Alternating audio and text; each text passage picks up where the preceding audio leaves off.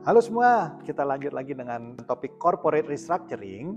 Kali ini topiknya tentang leverage buyout atau LBO. Wah, apa itu leverage buyout? Kita mulai dulu dengan buyout-nya ya. Ini ceritanya gini, biasanya ada suatu perusahaan yang sudah go public, sudah tercatat di bursa efeknya, kemudian ternyata ada pihak-pihak tertentu yang melihat bahwa wah ini sudah nggak layak go public lagi, tetapi bisa meningkatkan nilai tambahnya kalau dibeli dan kemudian jadi perusahaan yang private, tidak lagi tercatat di bursa, dan kemudian dikembangkan lebih lanjut oleh investornya sehingga mendapatkan value creation yang tinggi bagi investornya yang membeli kembali saham-saham dari masyarakat. Ini namanya buyout. Buyout adalah buy supaya shareholdersnya yang dari masyarakat sudah out dari company-nya dan company-nya out dari bursanya gitu ya. Nah, kenapa bisa begitu? Nah, ada beberapa alasannya. Yang pertama, katanya gini, kalau misalnya di bursanya itu ternyata cost-nya sudah lebih besar dari benefit-nya, karena sebagai perusahaan yang sudah go public itu banyak biayanya ya. Baik biaya untuk tiap kuartal harus menerbitkan laporan keuangan, tiap tahun harus diaudit dengan auditor yang relatif fee-nya tinggi, kemudian juga harus menghadapi banyak request dari para investor publik maupun daripada stakeholders publiknya ya, yang harus ada biayanya, harus ada corporate action yang bisa membawa nilai tambah, yang nanti ada biayanya lagi, kemudian ada penjelasan kepada publiknya ya, dan seterusnya. Dan harus ada governance yang membentukkan komisaris independen, kemudian membentukkan komite-komitenya, yang semuanya ada biayanya tentunya. Kalau selama benefitnya diharapkan bisa lebih besar dari cost-nya, maka akan tetap menjadi perusahaan yang publik, yang tercatat di bursa. Tapi kalau ternyata ada perubahan, maka ada kemungkinan cost-nya jadi lebih besar dari benefitnya.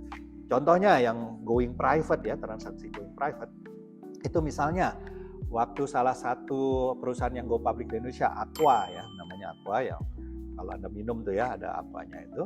Nah itu tadinya perusahaan yang sudah go public, ya udah lebih dari 10 tahun yang lalu tuh ya. Akhirnya karena dibeli oleh perusahaan yang dari Eropa dan perusahaan di Eropanya sendiri sudah punya go public di Eropanya, jadi tidak dirasa punya benefit tambahan kalau di dua bursanya itu ya di Indonesia. Jadi pemegang saham yang barunya itu merasa harus going private, jadi membeli kembali saham-saham dari masyarakat publik, sehingga akhirnya akibatnya jumlah pemegang sahamnya jadi tinggal sedikit dan akhirnya harus going private, nggak lagi layak untuk masuk bursa ya. Itu salah satunya. Nah tapi ada beberapa situasi lagi, misalnya yang namanya MBO, management buyout. Itu berarti apa? Yang membeli kembali investor-investor sahamnya pada awalnya itu adalah dari pihak manajemennya ya. Nah, manajemennya yakin bahwa kalau mereka mengelola dengan mereka jadi ownernya sendiri, maka itu akan menyebabkan terjadi value creation tanpa harus dapat tekanan dari investor-investor publiknya gitu ya. Itu MBO, management buyout. Tapi kadang-kadang manajemen buyout ini menjadi tanda tanya karena ada potensi konflik of interest-nya. Apa tuh ceritanya? Kan manajemennya itu di-hire oleh shareholders bagi kepentingan shareholders. Tapi kalau manajemen mau nego sama shareholders, berarti bukan kepentingan shareholders yang diutamakan dong, berarti kepentingan manajemen. Jadi ada potensi konflik of interest gitu. Kalau dalam bahasa kerennya adalah principal agent problem. Bahwa prinsipalnya shareholder yang nyuruh, agentnya adalah manajemen yang disuruh, harusnya manajemen bekerja bagi kepentingan prinsipal, tapi dalam prosesnya MBO, ya, maka manajemen tidak lagi bekerja menurut kepentingan prinsipal. Nah, manajemen punya inside information yang tidak diketahui oleh prinsipalnya, sehingga memanfaatkan informasi ini bagi kepentingannya manajemen sendiri. Itu potensi conflict of interest dari manajemen buyout. Otherwise, itu bisa juga pihak ketiga yang mau masuk dan dari situ akan melakukan leverage buyout. Nah, leverage buyout ceritanya apa? Jadi mereka mau masuk dan memanfaatkan kapasitas utang dari perusahaan yang masih luas. Jadi caranya beli saham publiknya adalah mereka masuk dengan jadi shareholder yang kecil dulu, karena kalau di perusahaan publik kan bisa beli share-nya ya di bursanya. Shareholder yang kecilnya ini mereka tawarkan kepada shareholder sisanya untuk dibeli dengan catatan mereka akan memanfaatkan kapasitas utangnya kapasitas berhutangnya dari perusahaan yang mau di leverage buyout kan, sehingga dengan demikian cara belinya apa? Perusahaan ini akan menerbitkan utang besar dan dapat cash, dari cash ini akan digunakan untuk membeli saham-sahamnya publik ya. Dengan demikian karena perusahaan publik sudah dibeli, sahamnya jadi treasury stock dan akhirnya pemegang sahamnya tinggal orang-orang yang melaksanakan leverage buyout itu ya.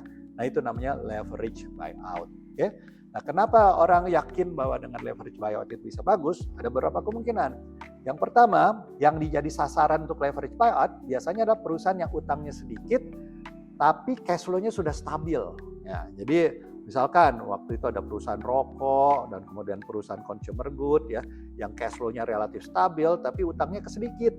Akibatnya apa? Kapasitas berutangnya jadi lebih besar kan? Dan masih ingat di posting sebelumnya, video sebelumnya tentang optimal capital structure ya. Jadi optimal capital structure kalau utangnya terlalu sedikit itu belum optimal. Tapi sampai batas tertentu, kalau lewat batas tertentu jadi tidak optimal lagi. Tapi kalau perusahaan yang utangnya sedikit, kemudian cash flow-nya stabil, bisnisnya prospeknya bagus, jadi kapasitas berutangnya harusnya bisa lebih besar. Dari situ bisa memanfaatkan tax benefit-nya dan memanfaatkan benefit lain dari berhutang tersebut sehingga akibatnya value bisa naik. Ya, makanya dengan leverage buyout si pelakunya leverage buyout bisa membeli dengan harga lebih tinggi dengan catatan bahwa itu sumber value creation-nya adalah salah satunya adalah dari tax benefit. Tapi bukan cuma tax benefit ya. Biasanya kalau perusahaannya sudah stabil, cash flow-nya bagus, tapi utangnya dikit, maka perusahaan itu tim manajemennya cenderung terlalu santai ya. Jadi namanya adalah principal agent cost of too much cash flow. Kalau udah terlalu banyak cash flow dengan santai-santai aja nggak perlu bikin macam-macam, udah beres ya. Nah itu karena terlalu convenience, maka dengan leverage buyout dipaksa bahwa company-nya itu cash-nya benar-benar di drain supaya untuk membayar utangnya supaya manajemennya mau bekerja lebih keras lagi ya, nggak cuma santai-santai. Itu sumber yang keduanya ya. Jadi yang pertama tax benefit, principal agent of free cash flow, too much free cash flow. Kemudian yang ketiga juga ada misalkan kalau perusahaannya ternyata terlalu banyak divisi-divisi bisnisnya atau anak perusahaannya gitu ya. Nah itu terlalu diversifikasi, jadi udah tidak fokus lagi. Akibatnya apa? Nilai secara keseluruhannya jadi lebih kecil dari nilai perusahaannya kalau dijual satu persatu. Jadi rencananya si pelaku leverage buyout dibeli secara keseluruhan dengan harga yang rendah, gitu kan? Nah, karena nilai aslinya kalau dijual satu persatu jadi lebih tinggi, jadi ada diskonnya, itu namanya konglomerat discount ya. Jadi nilai keseluruhan justru lebih rendah dari nilai satu persatu. Setelah dibeli dengan leverage buyout, meskipun harganya lebih tinggi, tapi masih ada potensi untuk naik lagi kan. Nah itu kemudian dijualnya satu persatu. Dengan dijual satu persatu, maka investor yang membeli jadi tidak melihat kompleksitas dari keseluruhan. Kalau melihat keseluruhan kan sangat kompleks, akhirnya dia kasih diskon, investor akan kasih diskon, akan meminta diskon. Tapi kalau lihat satu persatu, lebih fokus dan bisa lebih dinilainya secara lebih akurat, maka nilai bisa lebih tinggi ya. Jadi itu tadi menghilangkan konglomerat diskon ya. Jadi tadi ada tax benefit, ada menghilangkan principal agent cost of too much free cash flow, dan ada juga berikutnya adalah menghilangkan konglomerat diskonnya. Ini minimal ada 3 halnya itu yang tadi ya. Sehingga dengan demikian mereka berani melakukan leverage buyout. Jadi sekali lagi targetnya biasanya adalah perusahaan yang sudah go public tapi terlalu sedikit utangnya, kapasitasnya tinggi, tapi juga berikutnya cash flow-nya sudah stabil dan prospeknya bagus gitu ya. Itu yang menjadi kandidat dari leverage buyout. Nah dengan leverage buyout ini, maka si perusahaan yang masuk ini biasanya akan mengganti manajemen yang lamanya, kemudian mereka bring in manajemen yang baru yang lebih seger dan lebih punya daya juang lebih tinggi, karena manajemen yang sebelumnya mungkin udah terlalu santai gitu ya. Dan akibatnya value creation lebih tinggi, kemudian yang tadi dijual sepotong-sepotong ya, sehingga misalkan 1 tambah 1 tadinya kurang dari 2, kalau satunya dipisah-pisah jadinya jadi lebih dari 2, yaitu konglomerat discount ya. Nah itu kira-kira tentang leverage buyout ya. Jadi perusahaan yang tadinya sudah go public dijadikan private, kemudian setelah itu dibeli saham-saham dari publiknya, dan pihak yang membelinya itu memanfaatkan kapasitas utang dari si company-nya. Jadi sebelumnya ekuitasnya tinggi, utangnya rendah, setelah leverage buyout ini ekuitasnya rendah, utangnya tinggi, tapi value creation bagi pemegang ekuitas yang tinggal sedikitnya ini. karena mereka jadi lebih fokus dan value creation-nya jadi lebih tinggi, dan pada akhirnya dia bisa membayar kembali debt-nya dan perusahaannya udah menjadi milik mereka seutuhnya. Ya, seperti itulah ceritanya story tentang leverage buyout. Nah, kalau case study yang paling klasik itu ya case study-nya dari RJR Nabisco ya. Nah, perusahaan consumer good-nya itu ya, yang ada macam-macamnya tuh, yang ada Oreo-nya dan ada es krimnya, ada snack-snack yang lain, ada tembakonya juga ya. Yang seperti itu. Zaman dulu mereka sudah stabil cash flow-nya, kemudian utangnya sedikit, dan mereka go public, dan akibatnya apa? Dimulai dengan MBO dulu. Ternyata ada manajemennya yang namanya Ross Johnson dan kawan-kawan. Mereka lihat bahwa ya udah kita beli aja deh saham-saham publiknya itu sehingga kita jadi pemiliknya, namanya management buyout. Tapi akhirnya ditolak karena tadi konflik of interest-nya ya, principal agent profitnya. Kemudian pemegang sahamnya mengundang banyak pihak yang baru untuk kompetisi untuk membeli pemegang saham publiknya. Akhirnya masuk dalam shortlist kandidatnya ada 3 ya. Ada existing manajemennya yang tadi mau MBO dikasih kesempatan lagi, kemudian ada first person, ada KKR ya. KKR itu adalah suatu investment bank yang memang spesialis di bidang LBO ya. Dan akhirnya yang menang adalah KKR. Yang menariknya pada saat MBO tadinya sebelum LBO itu di case tadinya bahwa harga sahamnya si Nabisco cuma bergerak antara 50, 55, 50, 55, 60, bolak-balik rata-rata 55 ya. Tapi kemudian manajemen menawarkan kepada publiknya, ayo kita beli dengan harga 75, mau nggak?